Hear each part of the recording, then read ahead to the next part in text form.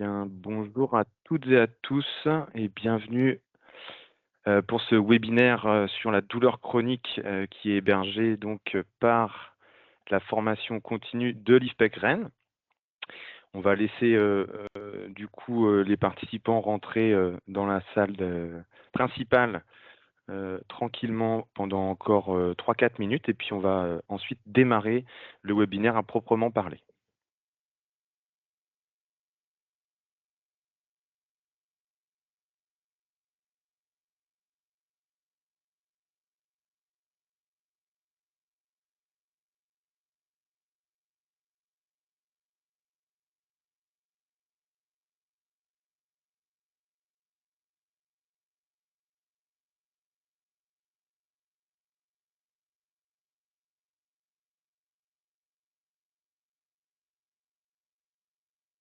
Bienvenue à tous ceux qui nous rejoignent. On va encore attendre 1 à 2 minutes avant de lancer vraiment ce webinaire.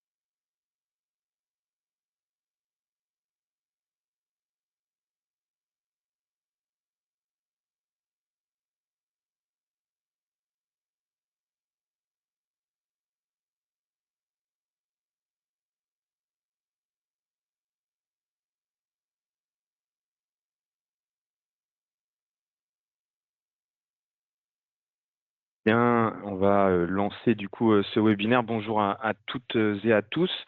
Bienvenue sur ce webinaire qui est donc hébergé et proposé par le service de la formation continue de l'IFPEC Rennes.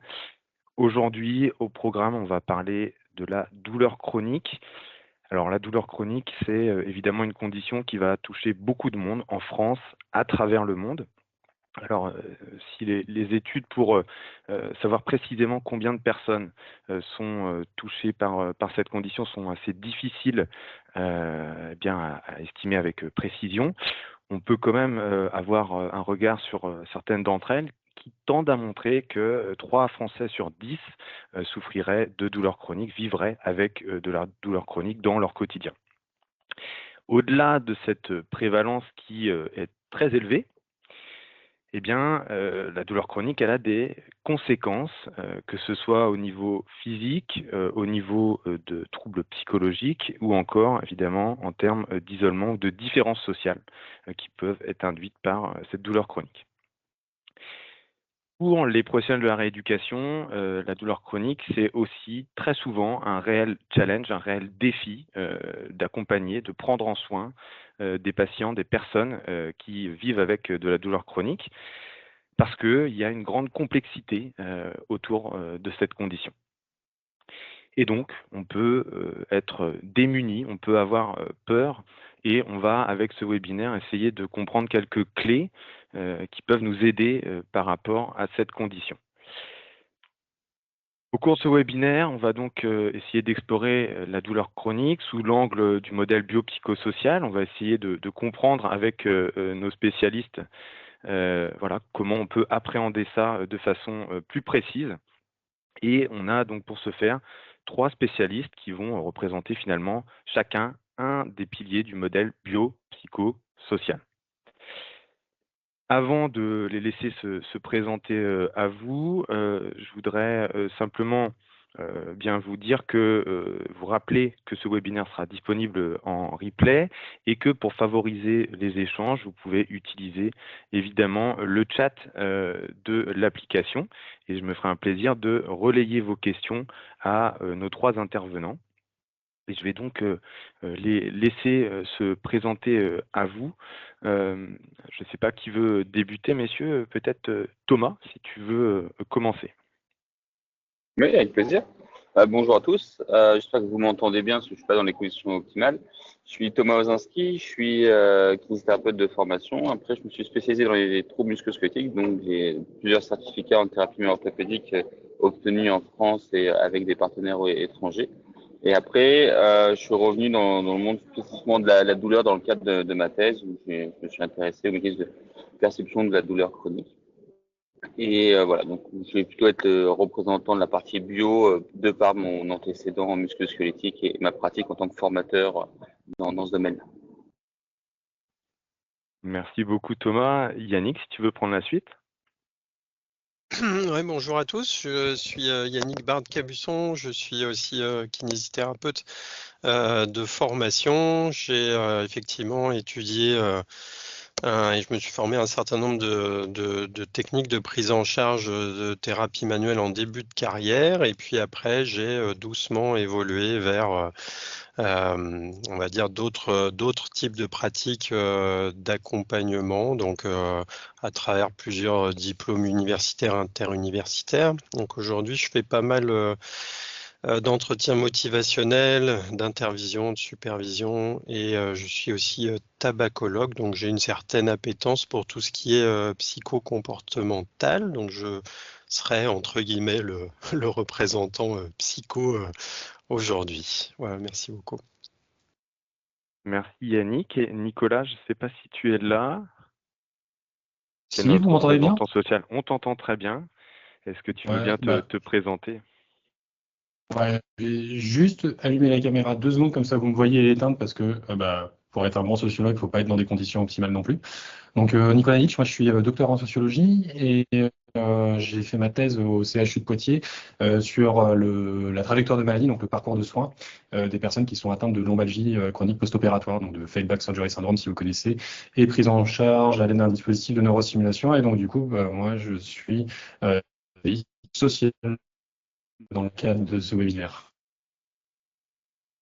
Bon, merci à tous les trois pour cette présentation, mais je vais vous laisser la main du coup pour la suite de ce webinaire.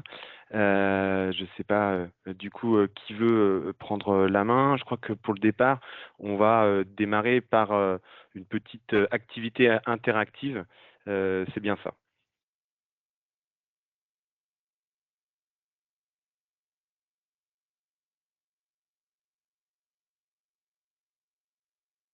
Nicolas, je ne sais pas si tu veux commenter pour l'activité.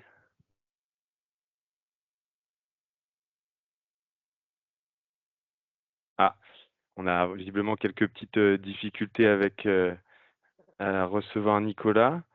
Est-ce Alors, que tu es avec nous? Ouais. moi je t'entends, mais avec du décalage, et je pense que l'affichage.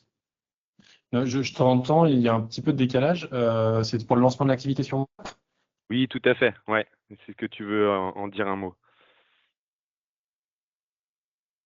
Du coup, en préparant ce webinaire, on s'est dit que ce serait intéressant d'avoir une partie qui était un petit peu interactive, et puis de commencer un petit peu par voir quelles étaient pour vous les tensions sur les dimensions biopsychosociales. Donc, oui, ce petit bouclier. Donc, vous verrez, c'est simple à utiliser. Ça, scanner le QR code ou aller sur le site internet, et après vous. Donc, je ne sais pas si vous avez toutes et tous entendu entièrement, mais donc on vous propose une petite activité interactive pour démarrer. Donc, vous pouvez aller scanner directement avec votre téléphone le QR code qui s'affiche à l'écran ou utiliser votre navigateur pour aller sur le site WooClap et rentrer le code de l'événement qui s'affiche ici. Je vous laisse quelques secondes pour vous connecter pour le coup.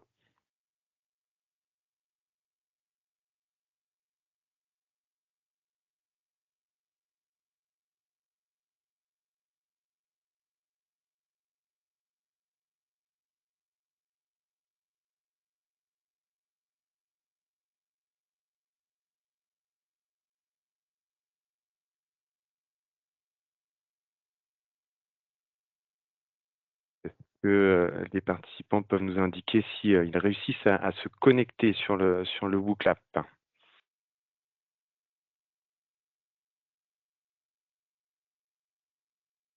C'est OK. Oui, Laure?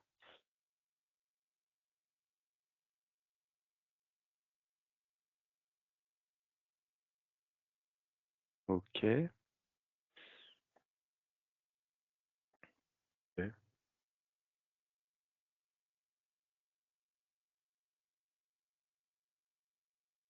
Voilà, on voit que on commence à se connecter. Effectivement, on va lancer la question juste derrière. On va prendre juste le temps pour que chacun réussisse à se connecter. Je remets les instructions. Voilà, je vous remets les instructions et je vous mets également le code de connexion de l'événement en copier-coller. Tac.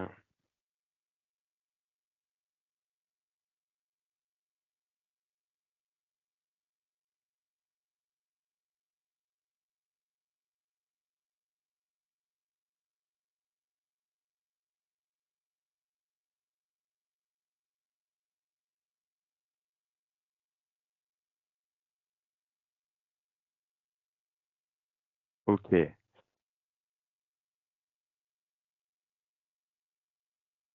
Eh bien,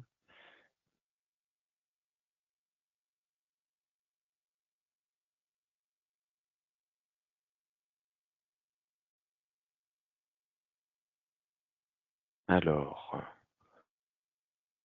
est-ce qu'on peut passer à la question?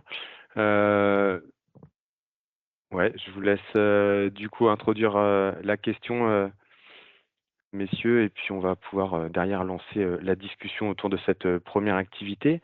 Thomas, est-ce que tu veux bien introduire ce point? Ouais. Oui, mais en fait, la question qu'on se faisait, c'est on parle du cas d'évaluation biopsychosociale dans la prise en charge des patients qui souffrent de douleurs chroniques. Et donc, l'idée, c'est un peu de voir de vous, vos conceptions à partir de ce concept-là de l'évaluation biopsychosociale, que vous mettez dedans comme différents éléments que vous attribueriez plutôt au bio, plutôt au psycho, plutôt au social, que vous avez l'habitude d'évaluer ou que vous avez entendu être évalué chez les patients souffrant de douleurs chroniques. Donc, voilà, l'histoire de vie, les croyances du patient. Donc, dites-nous-en un peu plus, et puis nous, comme ça nous permettra d'inverser un peu le travail, et que ce soit vous qui donniez des choses et que nous puissions vous discuter, vous poser des questions. Et puis, ça ira de base un peu pour aussi aller un peu plus loin après.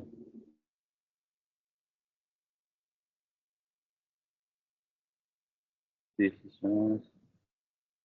Ça commence à se compléter, essentiellement là pour l'instant sur le point bio. On a quand même quelques renseignements sur le côté psycho. Alors intuitivement, vu le public présent, on aura peut-être plus de choses sur le côté bio, mais ça va être intéressant de voir comment on remplit ça. Est-ce que Il y a des ouais, croyances, des conceptions. Il y a des éléments bio qui sont envers l'accès psychosocial, il faudra qu'on fasse attention sur l'impact. Ça peut être modifié apparemment. Social, beaucoup de choses qui sortent. Hein. énormément de choses au niveau social. Alors, Thomas, si on prend un petit peu dans l'ordre, est-ce que ça t'inspire déjà un commentaire, ce qui a été complété sur le bio? Oui, on voit qu'il y a beaucoup de choses sur d'aller chercher l'histoire de vie, l'histoire de la maladie, comment les gens vivent. J'aime bien cette question-là parce elle va être vite à chemin entre ce qu'on peut retirer d'éléments bio sur avoir des conceptions de survenus, d'éléments physiopathologiques qu'on pourra comprendre, mais aussi quand on demande tout le parcours qu'ont suivi les personnes. Je pense que Yannick et Lucas pourront surenchérir là-dessus. On a créé aussi des éléments qui vont pouvoir apparaître. Donc je pense que c'est une bonne question d'ouverture, une bonne thématique d'ouverture avec un patient parce qu'on pourra comprendre un peu des physiopathologies, puis avoir aussi du comportement et des questions sur ce qui a fait. Et après, évidemment, on a tout ce qui est médication, imagerie, en exemple complémentaire, et puis le bilan physique, qui est toujours une chose aussi importante. Et ce qui est bien, c'est qu'on voit que les collègues ont aussi une pensée sur la santé en général. Euh, donc, c'est plutôt des choses intéressantes, je pense, qui peuvent ouvrir assez vite et des bonnes questions et des bonnes thématiques pour commencer un entretien avec le patient et avoir très rapidement beaucoup d'informations. Je pense Ok. que Yannick, Ouais, Yannick, est-ce que ça t'amène des réflexions, des réactions à ce qui a été inscrit par nos participants? Oui, il y a beaucoup de choses. Je crois qu'on peut aussi s'apercevoir déjà de la difficulté peut-être à faire rentrer ces thèmes dans des cases de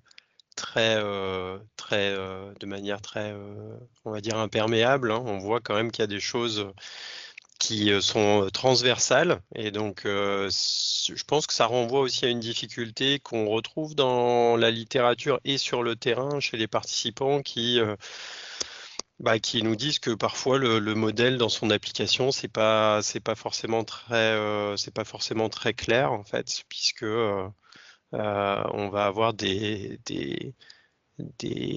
éléments qui vont se retrouver un peu dans les trois catégories. Donc ça, c'est le premier truc que ça m'évoque. Ok. Nicolas, est-ce que sur le côté social, qui est aussi extrêmement bien complété hein, par nos participants, pareil, de ton côté, est-ce que ça te, ça t'évoque une réaction? Est-ce que ça te laisse un point là? Est-ce que ça suscite en moi une émotion psychologique, c'est ça? Et déjà, j'ai retrouvé une connexion. Et vous avez la chance de voir le plein air derrière. Alors oui, et je trouve ça très intéressant. J'aimerais dire en blaguant que ça va très bien dans le contexte actuel, puisqu'on va bien apparaître travail, famille, il manque plus que le patrie pour avoir le trio gagnant.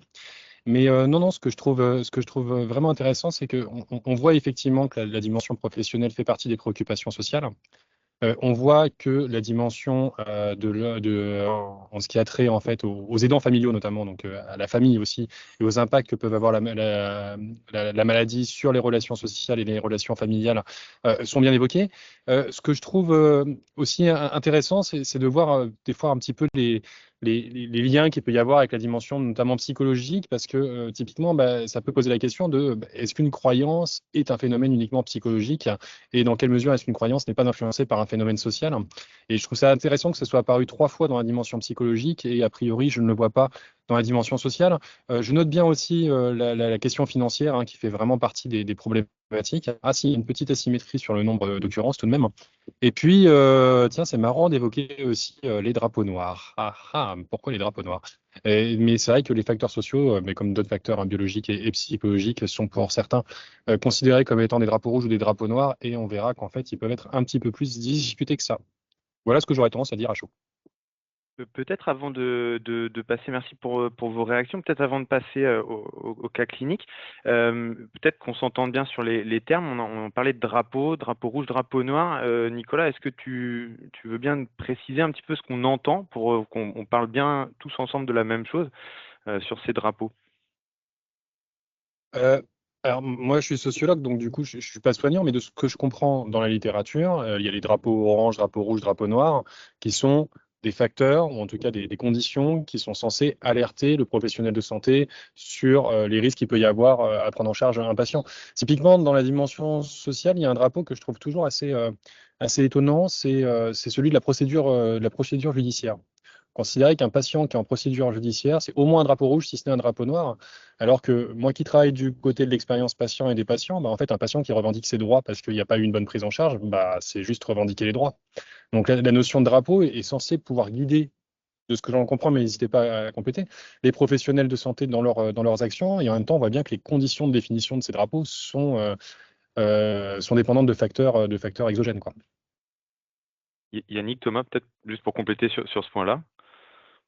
Ouais, sur l'utilisation des drapeaux, moi quand j'en parle avec mes étudiants, c'est vraiment l'idée de se dire, ok, il y a des informations qu'on va pouvoir essayer de catégoriser comme grands facteurs en disant que chez la personne, dans son comportement, il y a des choses où la personne peut être avec des éléments qui sont plutôt d'alerte, réorientation, drapeau rouge ou orange en psychiatrie, puis les facteurs environnementaux, sociaux liés au travail ou aux aspects financiers. Et c'est vrai que je pense que c'est une bonne chose, comme dit Nicolas, d'envisager qu'un facteur, on les voit toujours très négatifs, on a encore une vision très pathogénique des choses, alors qu'il y a des éléments où, en fin de compte, la personne, ça peut être un marqueur d'une procédure qui est plutôt salvatrice pour elle, dans laquelle elle arrive à faire. Donc après, c'est souvent décrit, le problème c'est qu'on décrit ces facteurs-là en fonction de données moyennes sur des groupes, et c'est toujours le côté où quand un groupe de patients est en démarche, on voit qu'il s'est associé à plus de problèmes, mais chez certaines personnes, quand on revient à l'individu, les intrications entre les facteurs à reconcevoir au niveau de l'individu, et ça peut être au contraire quelque chose qui est plutôt un marqueur d'avancée pour la personne. Je pense que c'est une notion qui est très bonne que Nicolas a souligné, qui est importante à avoir. Je pense que parfois on est un peu caricaturaux à vouloir considérer que des moyennes.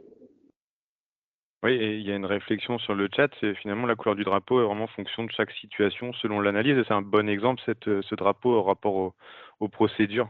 Yannick, un mot là-dessus avant qu'on transitionne gentiment sur le cas clinique? Ouais, je vais dire pareil que mes collègues, c'est presque il y a un intérêt sans doute à réfléchir aux patients avec ces jeux de drapeaux. Il y a aussi un intérêt à réfléchir à ce que ça fait faire aux thérapeutes, à comment ils considèrent le patient une fois qu'il a détecté les drapeaux. Faut se souvenir que ces histoires de drapeaux, on les doit en grande partie à Gordon Waddell, donc dans un chirurgien je fais une histoire alors que je suis pas historien, hein, donc vous corrigerez vous-même, mais c'est un chirurgien de mémoire qui devait être écossais, il me semble, enfin d'Europe du Nord, et qui avait des mauvais résultats en chirurgie, qui a cherché une partie de sa vie à comprendre qu'est-ce qui pouvait expliquer les mauvais résultats de la chirurgie, et on est venu un peu à ce concept qui après il s'est étayé. Il y a d'autres aussi groupes qui ont travaillé sur la planète, et aujourd'hui, je pense qu'effectivement, pour un soignant, il faut rester prudent parce que je pense que ça fait, il y a un risque, on va dire, sans doute de stigmatisation et peut-être qu'on va y venir, mais aussi parce qu'on a du mal à pondérer, on va dire, ces facteurs, c'est-à-dire à observer l'ensemble de ces choses et à laisser aussi les gens participer à la pondération de ces facteurs. Donc je rajouterais juste que, et pour aller dans le sens de mes collègues, qu'il y a un risque quand même je trouve que ça enferme parfois plus que ça n'ouvre des portes, mais c'est valable un peu pour la plupart des approches diagnostiques. Donc parfois ça peut être utile pour le patient et parfois pas tellement, quoi. Donc rester prudent avec ces concepts-là, quoi, sur le terrain. Ok, intéressant cet éclairage sur les drapeaux, sur les catégorisations. Finalement, c'est un débat qui va peut-être revenir au cours de ce webinaire. Je vous propose du coup de passer maintenant à un cas clinique où on va illustrer un petit peu ce que vous avez commencé à évoquer ensemble. Et, je vais vous laisser nous présenter ce cas clinique, messieurs. Ouais, je vais commencer. Donc c'est Madame C qui a 47 ans, c'est une aide-soignante. Elle nous consulte pour des douleurs lombaires qui datent d'il y a plusieurs mois, hein, plus de 6 mois qu'elle a ces problèmes-là. Puis ça s'est transformé en douleur radiculaire il y a une dizaine de jours. Et comme elle est aide-soignante, elle a réussi par son service à avoir une IRM relativement rapidement. Et avant de venir en consultation, l'IRM montre une hernie L4, L5 centrale légèrement excentrée sur la gauche. Donc, les douleurs sont plus fortes dans la jambe que dans le dos et elles présentent plutôt une typologie neuropathique. Donc ça, c'est peut-être des éléments qu'on peut souligner, qui seraient plutôt orientés un peu bio. Et je vais laisser mes collègues présenter les autres éléments qui sont plutôt sociaux et psycho.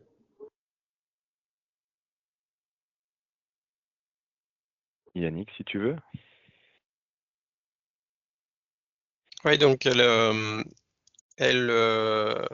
comme c'est indiqué, elle voit un chirurgien qui quand même on va dire, ne lui indique pas la chirurgie comme une option de départ. Donc qui l'oriente vers des gestes moins invasifs, donc infiltration séance, avec chez cette dame en fait une crainte évidemment de la chirurgie, enfin une ambivalence, c'est-à-dire à la fois la crainte et sans doute l'appétence à travers le fait que avec cette vision qui est peut-être un peu mécaniste, on va y revenir, ça puisse être la seule solution. Et avec des traits donc une difficulté à envisager l'avenir, notamment parce qu'elle a pu discuter effectivement de sa situation et la comparer avec des collègues pour qui il y avait eu effectivement des difficultés et même des reconversions dans le milieu du travail. Je laisse la suite du coup à mon collègue. Ouais, bah, de toute façon, les dimensions psychologiques et sociologiques sont intriquées, donc ça va bien ensemble. Et donc, ce qui est intéressant avec cette patiente, c'est qu'elle a au score de kinésiophobie, si vous voyez bien mes doigts, je veux dire de kinésiophobie, associé à l'activité professionnelle qui a été mesurée par pardonnez mon anglais, le Fear Avoidance Belief Questionnaire, alors la dimension travail, puisqu'il y a aussi une dimension activité physique, hein. Et elle a priori aussi un score d'anxiété qui suggère une légère angoisse qui a été mesurée par le HADS, qui est un questionnaire PROMS d'évaluation de l'anxiété et de la dépression. Et sur des facteurs qu'on pourrait considérer comme étant plus sociologiques, c'est une personne qui a tendance à être plutôt sédentaire, qui est fumeuse, qui est mère de 2 enfants et qui vit en couple avec son mari, et elle exprime des difficultés sans plus de précision. Ok, pour cette lecture de cas clinique, donc on peut, c'est un cas clinique qui peut nous rappeler évidemment pas mal de cas. Une question maintenant en réaction à ce cas clinique pour nos participants. Dans ce cas clinique, selon vous, qu'est-ce qui est important à prendre en considération dans la dimension bio? Il faut faire appel un peu à sa mémoire, du coup. Et d'ailleurs, j'anticipe pour celle d'après, mais on vous posera la même question pour la dimension psychologique et la même question pour la dimension sociale.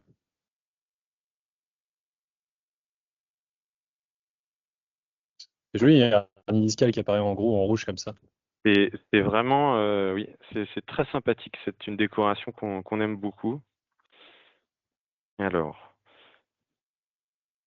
donc on va laisser un petit peu les réponses arriver, voir s'il y a des choses qui ressortent. Et je te laisserai commenter, Thomas, en fonction de ce qui va ressortir.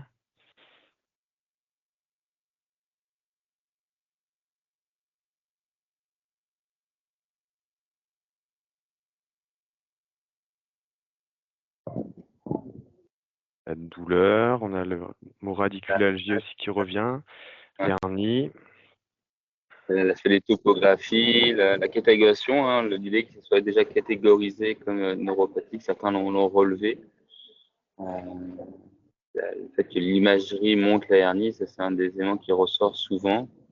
Je vois que certains se posent la question du lien. Je pense que le slash qu'il y avait était entre deux.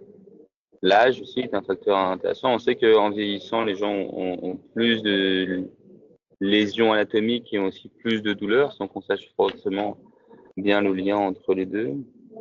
La notion d'un changement récent, ça c'est peut-être une chose qui est intéressante, hein. C'est vrai que une des questions qu'on se pose toujours, c'est quelqu'un qui a un fond de douleur et qui a un changement récent. Est-ce que c'est son problème de fond qui connaît une exacerbation, un changement, ou est-ce que c'est une nouvelle pathologie?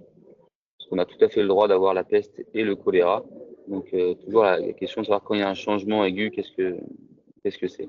Donc on voit le changement avec la topographie, la douleur. Donc je pense que c'est des éléments qui sont intéressants à retenir.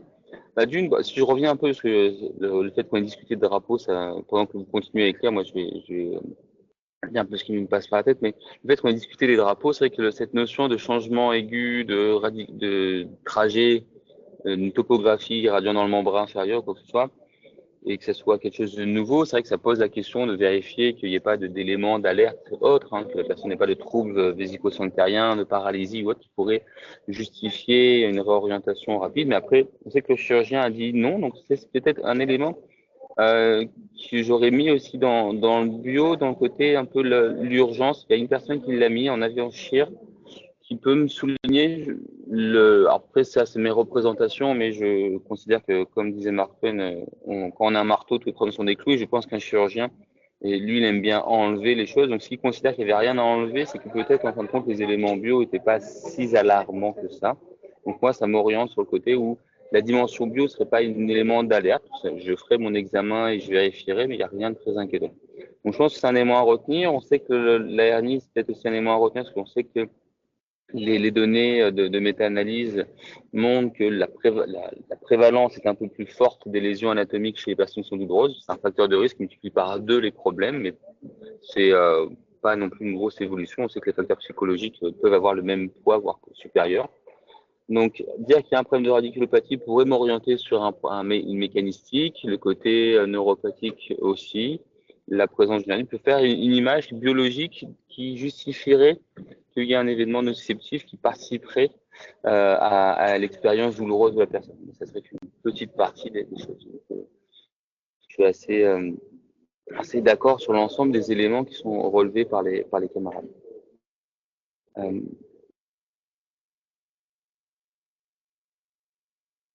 Si on peut passer peut-être après, parce que du coup, je voulais présenter ce modèle-là, qui est un modèle que j'utilise beaucoup dans mes enseignements auprès de mes étudiants ou en formation continue, puis aussi avec les patients, pour essayer de donner du sens aux choses. Je l'utilise quand les patients ont une question sur essayer de comprendre un peu d'un point de vue physiologique quels seraient les mécanismes qu'on pourrait suspecter être en cause des événements.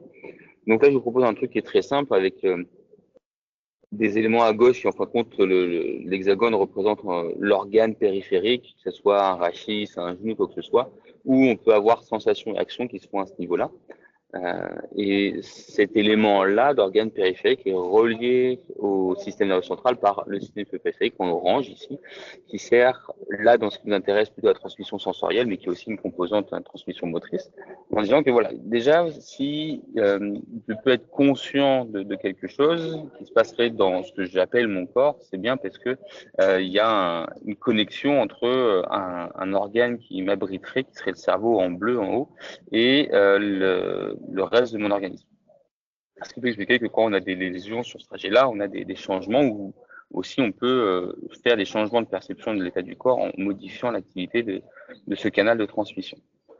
Ensuite, on sait tous qu'on a la moelle épinière, qui est une chose d'important. Je pense que la plupart d'entre vous avez entendu ce qu'on voit en vert là, tous ces phénomènes de sensation centrale, où on a beaucoup décrié à un moment en disant que les douleurs chroniques étaient associées à ça et que c'était ça le gros problème.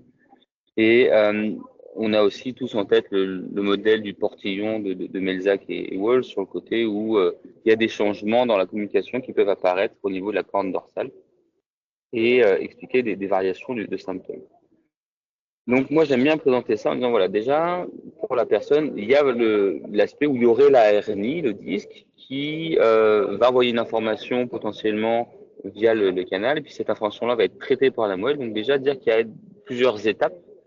Est-ce que le modèle a un nom? Le mien, parce que mais sinon il n'a pas de nom particulier, c'est juste un schéma très très basique pour résumer les choses. Et c'est-à-dire que voilà, déjà vous comprenez qu'il y a déjà des différentes étapes et qu'il n'y a pas une connexion directe. Beaucoup de personnes, c'est vrai on fait l'expérience au quotidien totalement biaisée, mais on dit je touche une tasse chaude, je sens ça. Donc c'est bien qu'il y a une connexion qui se fait entre cette chose-là de l'environnement et le modèle Ozaski, ça sonne bien, merci. J'en ai d'autres à proposer.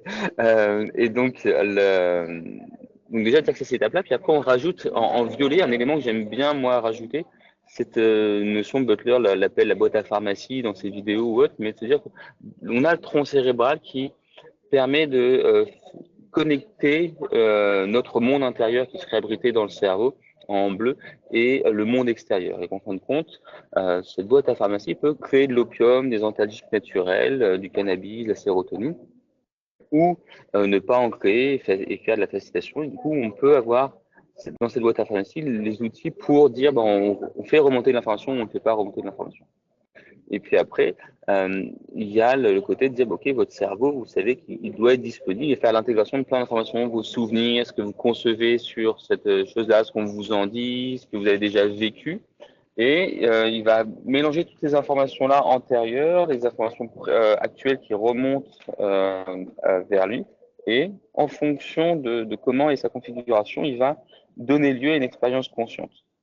Et donc, j'aime bien ce modèle-là parce qu'il présente d'un point de vue très simpliste des bases de neurophysio pour dire que voilà, les événements qu'il y a et ce qu'on voit, l'IRM, sont potentiellement qu'un facteur de risque de dire ça va déclencher une information. Et après, il y a à réfléchir à ce que cette information-là, est-ce qu'elle est créée, est-ce qu'elle est intégrée, est-ce qu'elle va jusqu'au cerveau, est-ce que le cerveau va la traiter. Du coup, on comprend qu'il y a 4 étapes à aller considérer et qu'en fin de compte, tout événement qui va influencer une de ces étapes-là va pouvoir influencer l'expérience qu'on fait des choses. Donc, j'aime bien se présenter ce modèle-là et du coup, chez notre patient, on dirait que la hernie, potentiellement, par les changements locaux de tension, d'inflammation, de peut-être impact sur la fibre nerveuse, va pouvoir provoquer une nociception qui, selon l'état de l'activité de la moelle épinière et du tronc cérébral, pourra remonter jusqu'au cerveau. Et en fonction de si le cerveau est disponible à traiter l'information potentiellement créer une configuration de perception douloureuse. Mais si la personne a une bonne inhibition, il n'y aura pas de perception douloureuse. Si la personne est occupée à autre chose, il n'y aura pas de perception douloureuse parce que le cerveau étant un système à canal unique, il ne fait qu'une seule chose à la fois, mais si on a l'illusion en alternant vite de faire plusieurs choses en même temps. Donc, il faut réfléchir sur ces différentes étapes. Et chez elle, on considère qu'il y a un petit facteur de risque d'apparition de nociception, mais ça ne pourrait sûrement pas tout expliquer. Merci Thomas, c'est extrêmement intéressant ce modèle. Donc le modèle Osinski, on a bien retenu qu'il fallait du coup le citer comme tel. Est-ce que sur le côté bio, du coup, ça appelle des questions de la part de nos auditeurs? Moi, j'en ai peut-être une, si tu permets rapidement. Tu as parlé de sensibilisation centrale. C'est un terme qu'on a beaucoup employé il y a quelques années, dont on parle un petit peu moins. Est-ce que tu peux juste, du coup, nous rappeler un petit peu ce que c'est et ce qu'il en est finalement sur ce point? Ouais. Alors, moi, j'utilise les définitions de l'ISP qui sont basées sur les travaux de la Trémolière et Wolf. Sur le côté, dire que on considère sensibilisation centrale pour tout changement du deuxième neurone, donc le neurone de la corne dorsale de la moelle épinière, qui deviendrait anormalement sensible et qui se manifesterait d'un point de vue fondamental par une augmentation de la réponse à la stimulation. Donc, un neurone qui, à la base, s'il recevait un potentiel d'action, renvoyait un potentiel d'action, là, renverrait plus de potentiel d'action, donc il aurait une réponse amplifiée. Il aurait aussi une augmentation de son champ récepteur, c'est-à-dire que au lieu de recevoir que les informations qui viendraient peut-être de la région fessière, il ne répond qu'à ces informations-là. S'il est sensibilisé, il va commencer à répondre à des informations qui viennent de régions un peu distantes. Donc, c'est ce qu'on appelle l'augmentation du champ récepteur. Et ce qui peut expliquer pour quand vous êtes blessé ou quand vous avez une lésion, que en fin de compte, vous êtes sensible sur la région où vous êtes blessé, mais au fur et à mesure, vous êtes sensible à quelques centimètres autour. Et ça, c'est une représentation potentiellement de l'association centrale. Et puis, on a aussi l'abaissement du seuil, c'est-à-dire que si au début, il fallait 2 à 3 potentiels d'action pour qu'il envoie un potentiel d'action, là, peut-être que juste un potentiel d'action suffira. Donc, on aura ou l'abaissement du champ, l'abaissement du seuil d'excitabilité, l'augmentation du champ récepteur et l'augmentation de la réponse. Donc ça, c'est vraiment quelque chose de très fondamental. C'était des d'un point de vue très fondamental et l'ISP recommande de considérer quelque chose de très fondamental. Certains ont après extrapolé cette notion physiologique, neurophysiologique à des phénomènes cliniques de sensibilisation centrale chez les personnes chez qui la topographie serait extrêmement importante, des symptômes très faciles à provoquer. Mais c'est pour moi une représentation, une allégorie, mais dans toute image, il y a une exagération. Et est-ce que vraiment il y a sensibilisation centrale chez toutes les personnes qui ont des choses qui s'étalent ou est-ce que c'est la seule explication au problème? Je ne pense pas forcément. Donc la nuance entre la clinique et la neurophysiologie. Un petit peu plus complexe en pratique. Ok. Merci beaucoup Thomas pour ce point. On va du coup jouer le jeu comme on l'a fait pour le bio, pour les informations du cas clinique et essayer de les ressortir de votre côté maintenant pour la dimension psychologique. C'est pour ça que je vous ai remis à l'écran les informations du cas clinique. Je vous invite maintenant à ressortir les points qui sont à prendre en considération pour la dimension psychologique de ce modèle biopsychosocial en regard de cette douleur. Je repasse en nuage de mots.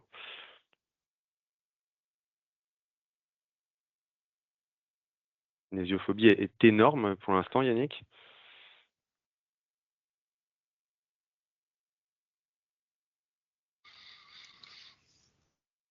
Ouais, puis on a les termes sémantiques proches qui apparaissent, hein, peur, anxiété, voilà, peur de la chirurgie, donc kinésiophobie en deux mots. Ouais, c'est clairement le leader là. Hein. Du pessimisme.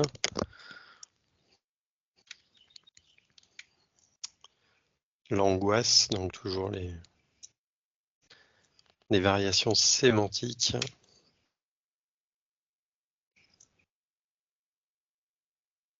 On a encore une fois peut-être aussi certains termes qui peuvent être encore une fois classés dans des catégories attenantes, hein, avec le domaine peut-être social sur les liens humains. J'ai vu passer certaines choses là-dessus, ou par rapport au travail également. Mhm. Ouais, on voit les difficultés avec le mari, donc dans la sphère personnelle. Voilà, on a.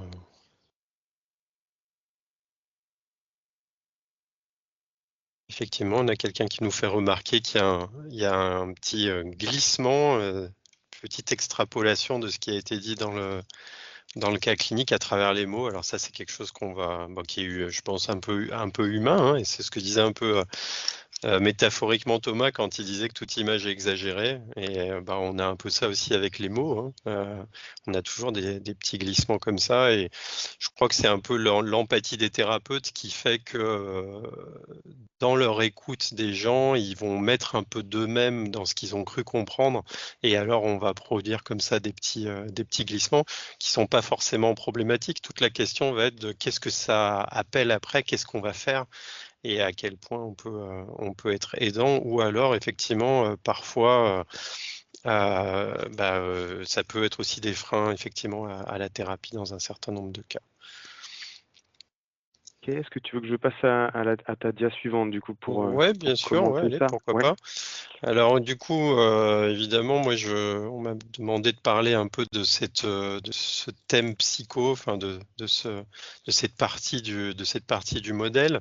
Donc je vais essayer d'être un peu généraliste. Pourquoi je vais être généraliste? Parce qu'évidemment, c'est pas notre cœur de métier en kinésithérapie à la base.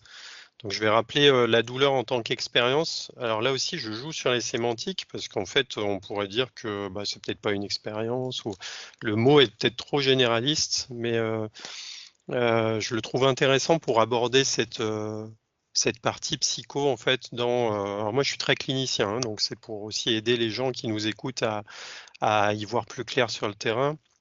Envisager la douleur comme une expérience, c'est déjà intéressant parce que sémantiquement, le mot, dans sa compréhension dans nos sociétés, elle est plus simple. On se dit, si je fais l'expérience d'aller au Hellfest et d'écouter de la musique, je vais tout de suite appeler tout un tas de choses en fait qui sont plus faciles peut-être à aborder d'un point de vue conversationnel que la douleur, comme je l'ai appris un peu en cours.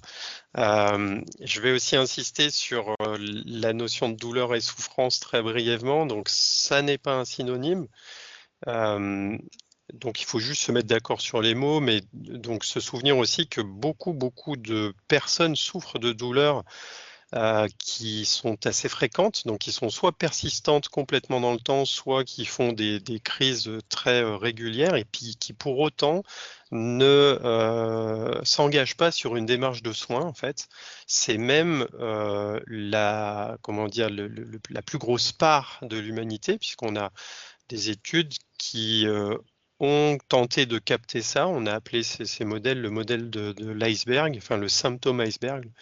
Et donc, on a vu qu'en gros, sur des douleurs, donc plusieurs types de symptômes, hein, des douleurs, mais il y a aussi la même chose sur la fatigue, les migraines. Vous allez avoir à peu près, et le pourcentage n'est pas très important, mais c'est pour vous donner la proportion, vous allez avoir à peu près 10 à 15% seulement des gens qui vont en consultation, alors qu'ils souffrent régulièrement de ce genre de problème. Donc, là, on va avoir différentes explications possibles. Et je vais essayer de faire le plus simple. Si des gens viennent en consultation chez nous, alors on a une particularité parce qu'en plus on a des prescripteurs qui filtrent au début, mais grosso modo c'est parce que sans doute il y a plus que la douleur, c'est-à-dire qu'il y a une interaction de la douleur avec des choses qui sont importantes pour la vie des gens. Ils peuvent être empêchés de faire des choses qui sont très importantes pour eux, ils peuvent être privés de certaines choses, ils peuvent être sur des processus de deuil par rapport à ce qu'engendrent les douleurs, etc. Et donc, c'est une bonne façon de commencer à discuter un peu de ce versant psycho, parce qu'évidemment, on va s'intéresser à un petit peu plus que la douleur dans le système biologique.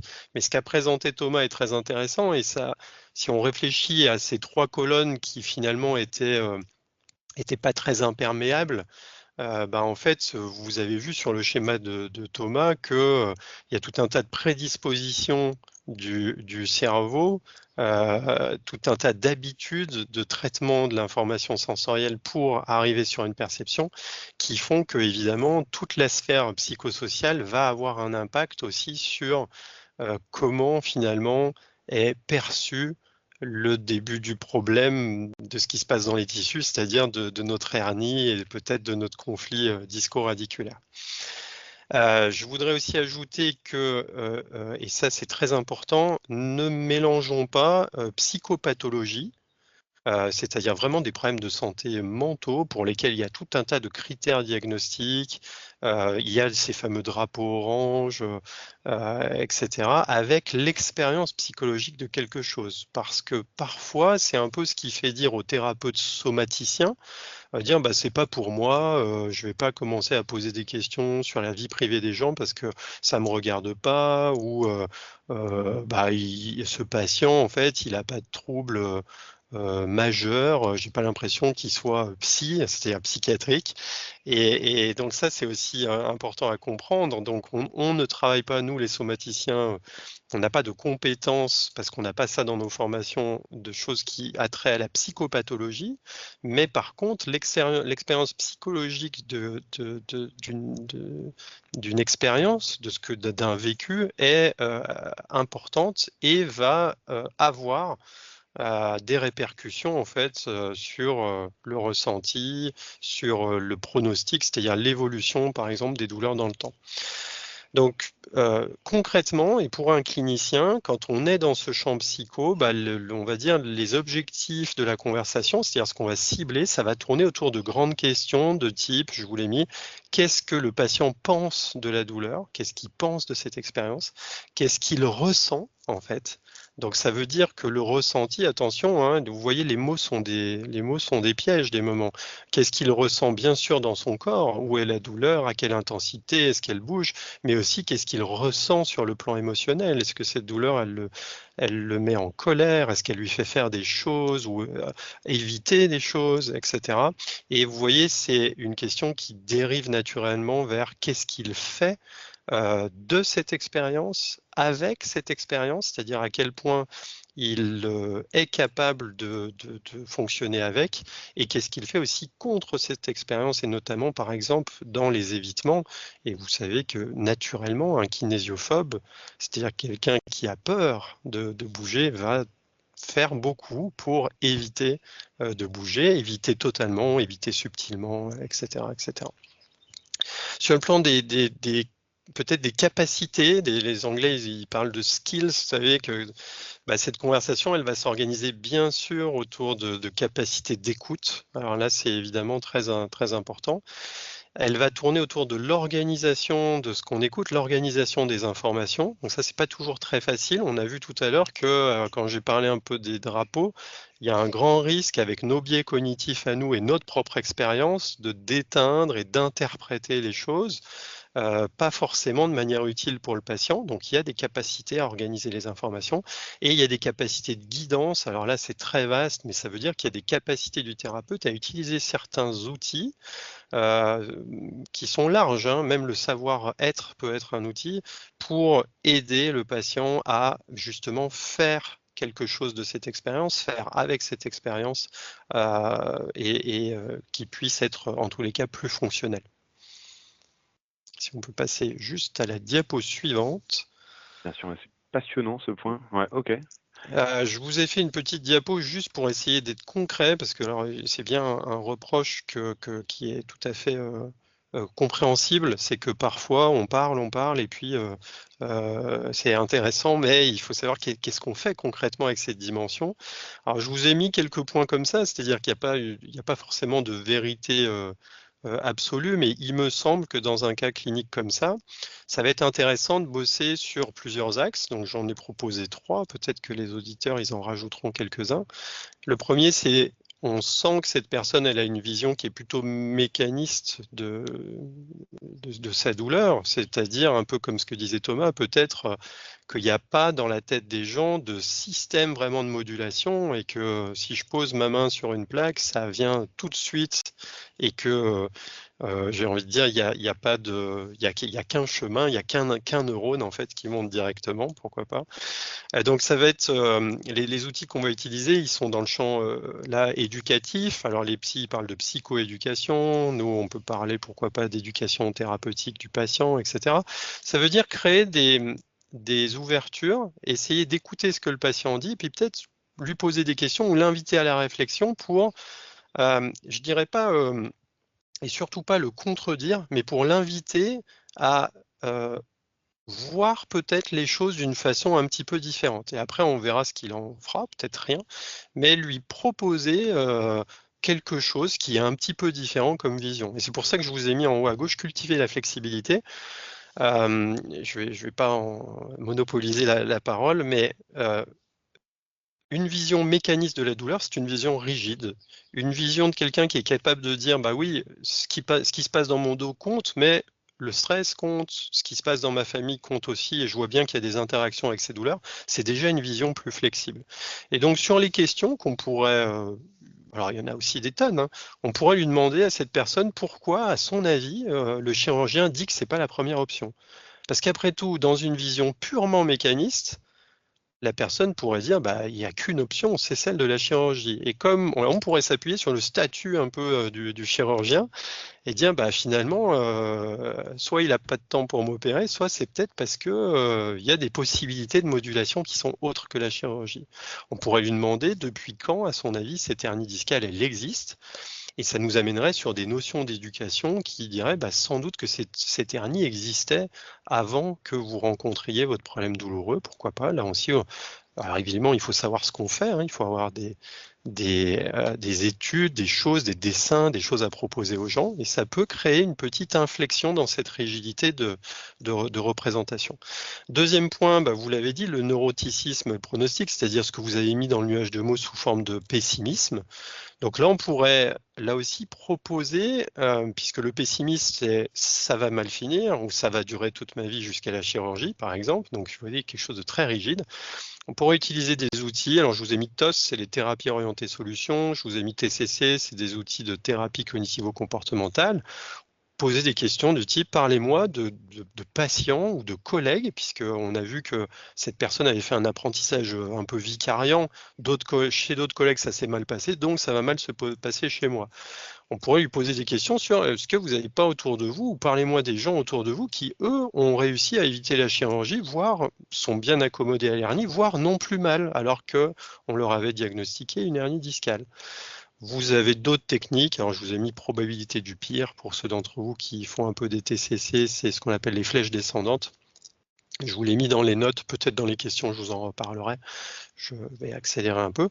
Ouais, Dernier point, il y a la gestion émotionnelle. Donc évidemment, la kinésithérapie est faite pour essayer d'amener les gens en situation plutôt de kinésiophilie.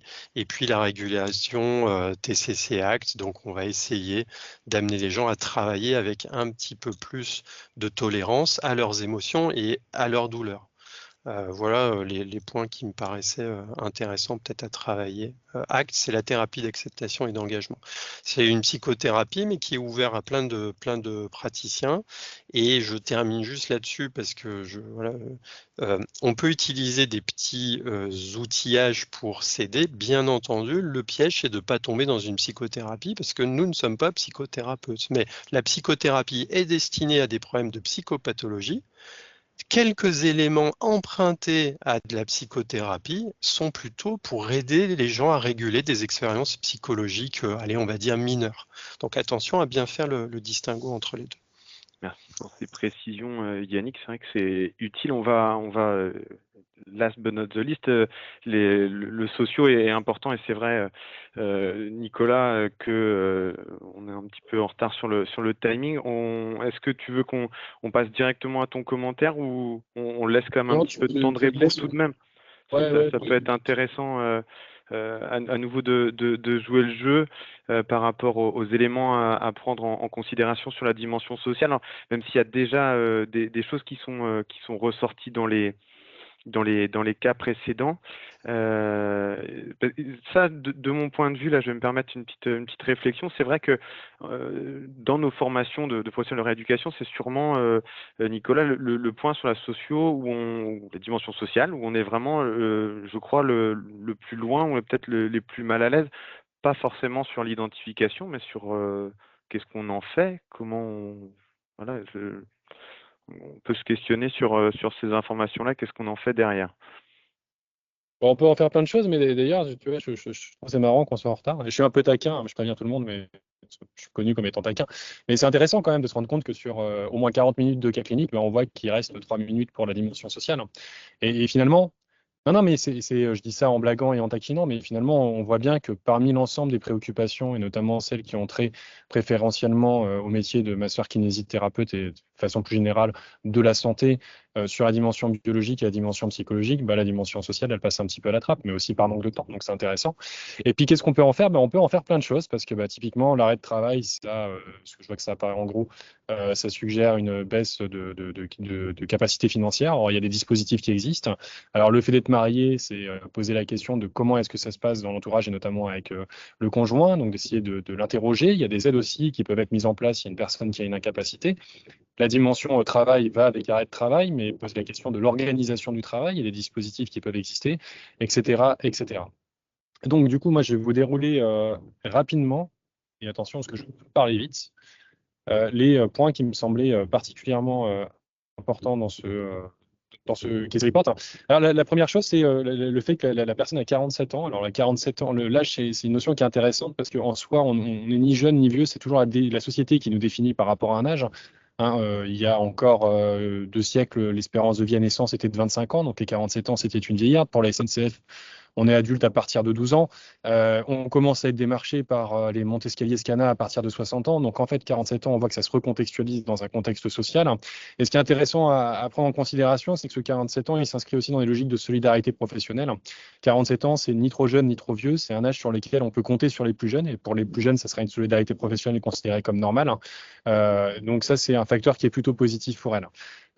Un point extrêmement important, c'est le fait qu'elle est aide-soignante. Alors, à première vue, aide-soignante, ça vous donne une information sur son niveau sur son gradient social de santé, c'est-à-dire sa position dans la hiérarchie sociale, qu'on aurait tendance à considérer comme étant faible. Hein. C'est une profession qui a un faible niveau d'études. Alors, je dis bien études et pas d'éducation, hein, parce que l'éducation, c'est pas la même chose.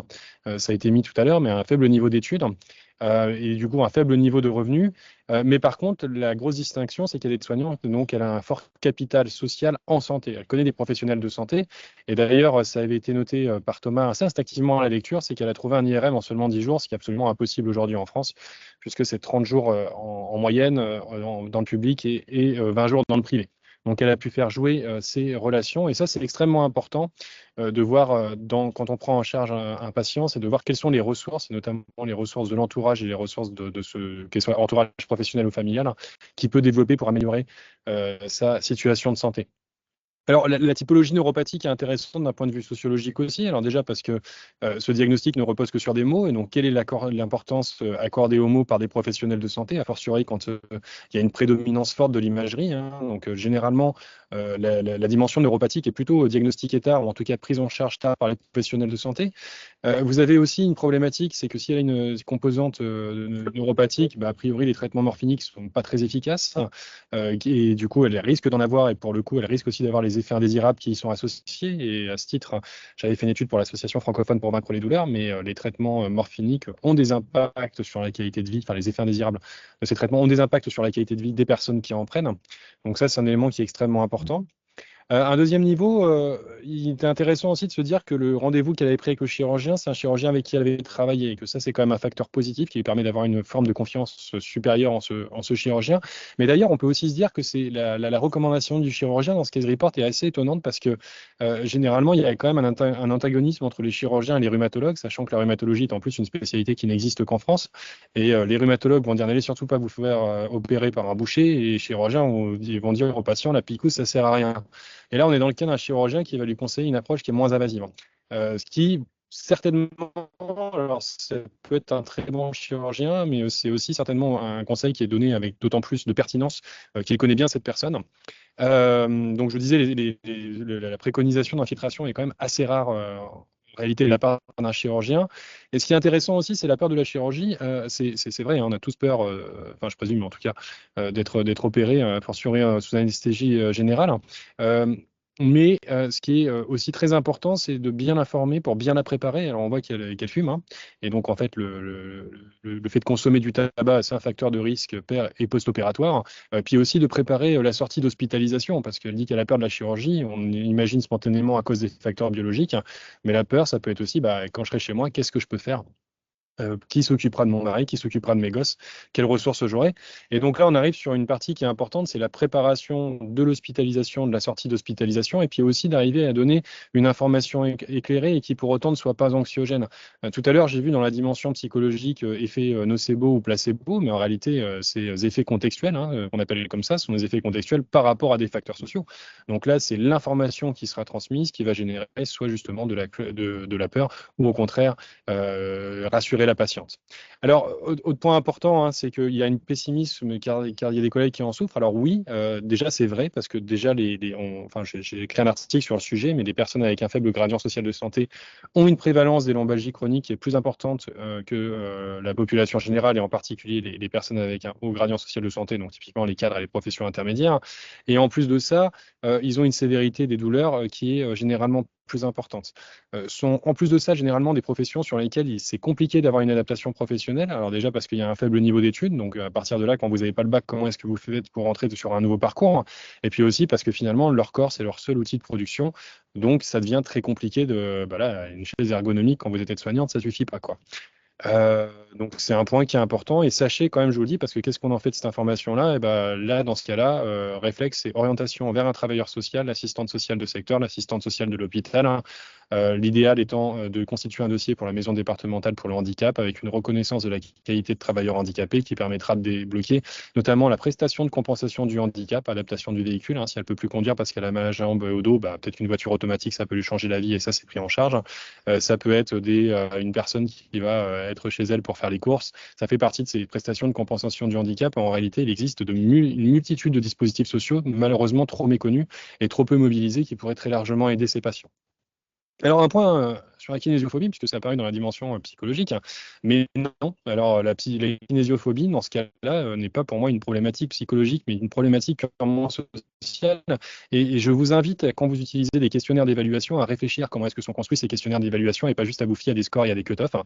Parce que typiquement, le FAPU, il a une dimension kinésiophobie, activité physique et kinésiophobie, activité professionnelle. Dans les items de la kinésiophobie associée à l'activité professionnelle, vous avez notamment, j'ai peur que mon travail soit trop éprouvant pour moi, j'ai peur que mon travail nuise à mon dos, j'ai peur, je crois que je ne pourrai jamais reprendre mon travail. OK. Donc vous avez ces informations-là. Et là, vous vous dites, le patient, il est kinésiophobique. Mais la meuf, elle est aide-soignante. Ou le mec, il est manutentionnaire. Et donc la meuf, elle soulève des patients tous les jours. Et est-ce qu'il n'y a pas un moment où en fait on peut dire que c'est pas une peur du mouvement, mais c'est plutôt une adaptation réelle de sa profession à sa situation physique? Dans son cas, ça peut se discuter parce qu'elle n'a pas encore été multi-opérée du rachis. Moi, j'ai travaillé sur des patients qui avaient été, enfin, avec des patients qui avaient été multi-opérés du rachis, chez qui on diagnostiqué une kinésiophobie et à qui on recommandait une prise en charge par TCC ou autre. Les mecs, ils avaient plusieurs interventions du rachis et ils soulevaient des palettes toute la journée. Donc ça, c'est vraiment un point qui est important et sur lequel je n'insisterai jamais assez. Attention quand vous utilisez des prompts, enfin des questionnaires validés, aux conditions d'utilisation et à leur interprétation. La seule lecture du scoring ne suffit pas. Et pour le HADS, c'est exactement la même logique, c'est-à-dire qu'en plus de ça, donc c'est un questionnaire qui est validé, qui est très bien utilisé, qui a l'anxiété, qui a la dépression. Par contre, les cut-offs ne sont pas clairs et en plus, ce qui est très intéressant, c'est de voir qu'il n'y a pas forcément de corrélation, ou en tout cas de corrélation suffisante entre les différents questionnaires d'évaluation de l'anxiété et de la dépression. Donc, c'est potentiellement un questionnaire qui permet d'éventuellement voir des pistes, mais en aucun cas, c'est un questionnaire qui vous dira le patient est dépressif, le patient est anxieux, il faut faire ci, il faut faire ça. Donc de bien réfléchir à ces conditions-là. Puis en plus de ça, il faut quand même dire que le HADS, il date des années 80 et qu'il y a des items qui sont plus très adaptés à 2024, hein. Donc ça pose aussi la question de la réactualisation dans le temps des outils qui ont été validés, mais l'évaluation de la stabilité psychométrique sur le temps n'est que trop rarement faite. Et puis, puis dernier point, et j'en finirai là, c'est attention à l'environnement social de cette patiente, parce que c'est une femme. Donc, c'est une femme qui est issue des catégories sociales populaires, et typiquement, c'est les milieux sociaux dans lesquels les stéréotypes de genre, enfin en tout cas la division genrée des tâches est la plus prononcée. Et c'est un milieu dans lequel la femme, tout comme vous avez mis travail, famille et j'ai rajouté patrie, la femme, c'est quoi? Elle fait la popote, elle s'occupe des enfants et elle baise. Et je vous dis ça, ça peut paraître un petit peu dur, mais en réalité, quand j'ai beaucoup travaillé dessus sur ma thèse, mais les violences sexuelles faites aux femmes en post-opération, en post-opératoire, c'est une réalité. Les femmes qui subissent des violences physiques et des violences mentales, psychologiques, parce qu'elles sont pas capables de faire la cuisine, parce qu'elles sont pas capables de passer l'aspirateur, c'est une réalité.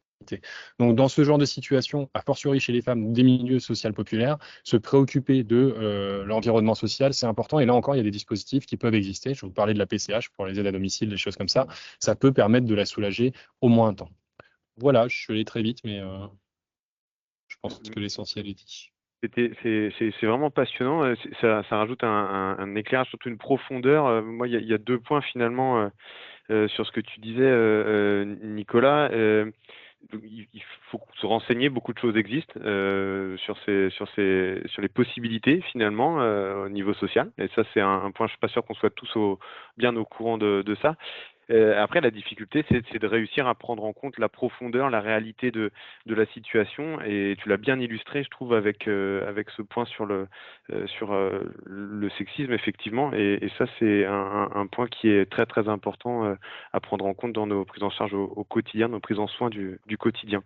Merci d'avoir accéléré, Nicolas. N'y voit pas de priorité à la mécanique. Non, pas du tout, pas du tout. Non, mais je disais Je ça en te cède blaguant. ta mais c'est vrai que c'était un bon appui pour illustrer le propos. Bon, on avait préparé un deuxième case report, évidemment, on est beaucoup trop en retard pour le réaliser.